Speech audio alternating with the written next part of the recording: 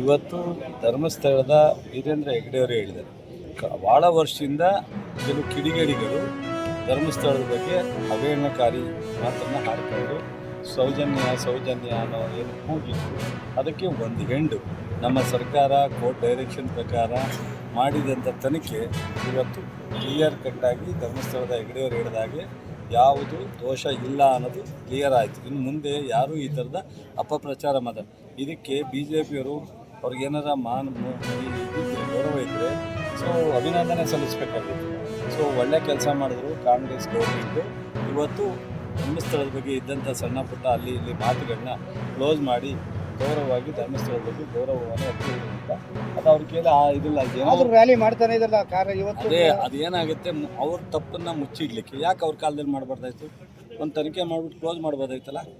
ಏನೂ ಇಲ್ಲ ಅಂತ ಈಗ ಭಾಳಷ್ಟು ಚರ್ಚೆ ಆದಮೇಲೆ BJP ಅಧಿಕಾರ ಇದ್ದಾಗ ಧರ್ಮಸ್ಥಳದ ಒಂದು ಇಡೀ ಕರ್ನಾಟಕದಲ್ಲಿ ಅತ್ಯಂತ ಪವಿತ್ರವಾದಂಥ ಸ್ಥಳ ಶಿವನ ಕೇಂದ್ರ, ಅಲ್ಲಿ ಈ ಥರದ್ದೆಲ್ಲ ಕೂಗು ಬಂದಾಗ ಇವ್ರ ಕಾಲದಲ್ಲಿ ಅದನ್ನು ಒಂದು ಹಂತಕ್ಕೆ ಕ್ಲೋಸ್ ಮಾಡ್ಬೋದಾಯ್ತಲ್ಲ. ಅವಾಗ ಇಷ್ಟು ಬಂದಿರಲಿಲ್ಲ ಸ್ವಾಮಿ, ಈಗ ನಿಮ್ಮ ಸರ್ಕಾರ ಅದಕ್ಕೆ ನಾವು ಮಾಡಿದ್ದು ಕ್ಲೋಸಾ.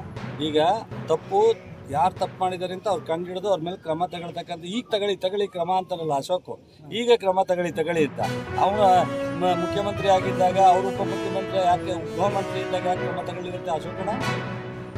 ಈ ಕೆಲಸ ಮಾಡೋಕ್ಕೆ ಬದ್ಧತೆ ಬೇಕು. ಧರ್ಮ ಅವ್ರದ್ದಲ್ಲ, ಅವ್ರ ರಾಜಕಾರಣ. ನಾವು ರಾಜಕಾರಣ ಮಾಡಲ್ಲ, ಧರ್ಮನ ಮಾಡ್ತೀವಿ. ನ್ಯಾಯ ಆ ಕಳಂಕವನ್ನು ನಿವಾರಣೆ ಮಾಡಬೇಕಾದ್ರೆ ತನಿಖೆ ನಡೀಲೇಬೇಕಲ್ವ?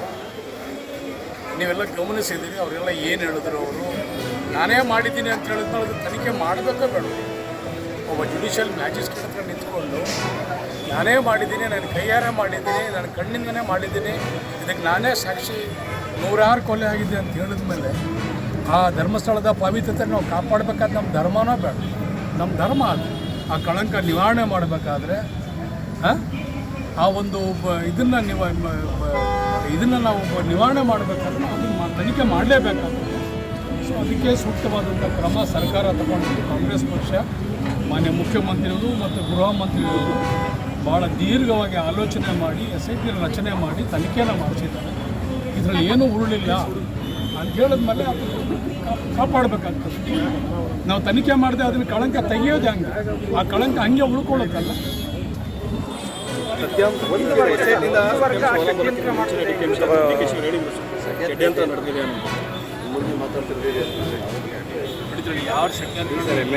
ಒಂದಂತ ತನಿಖೆ, ಒಂದಂಥ ವರದಿಗೆ, ಯಾಕಂತ ಹೇಳಿದ್ರೆ ಅದು ಭಾಳ ಪುರಾತನವಾದಂಥ ನಮ್ಮ ಹಿಂದೂ ಧರ್ಮದ ಒಂದು ಸಂಪತ್ತು. ನಾವೆಲ್ಲರೂ ಕೂಡ ಮಂಜುನಾಥ ಸ್ವಾಮಿ ಮೇಲೆ ನಾವೆಲ್ಲರೂ ಕೂಡ ನಂಬಿಕೆ ಇಟ್ಟಂಥದ್ದು, ಅನೇಕ ರೀತಿಯಲ್ಲಿ ನಾವು ಆರಾಧನೆ ಮಾಡುವಂಥದ್ದು ಒಂದು ವಿಶ್ವಾಸ. ಅನೇಕ ರೀತಿಯಾದಂಥ ಒಂದು ಉದಾಹರಣೆಗಳಿದೆ ಮಂಜುನಾಥನ ಬಗ್ಗೆ, ಅವರ ಬಲವಾದಂಥ ಒಂದು ಶಕ್ತಿ ಬಗ್ಗೆ, ಮಹಿಮೆ ಬಗ್ಗೆ ಸಾಕಷ್ಟು ಉದಾಹರಣೆಗಳಿದೆ.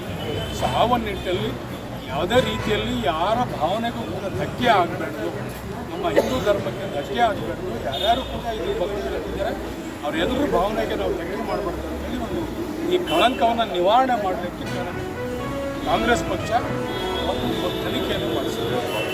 ಅವರೇ ಮಾಡಿ ಮಾಡೋದು ಸ್ವಾಗತ ಮಾಡಿದ್ರಲ್ಲ, ನಾವು ಪೂರ್ವದಲ್ಲೇ SIT ರಚನೆ ಮಾಡಿದಂಥ ಪೂರ್ವದಲ್ಲೇ ಅವರೇ ಸ್ವಾಗತ ಮಾಡಿದ್ದಾರೆ.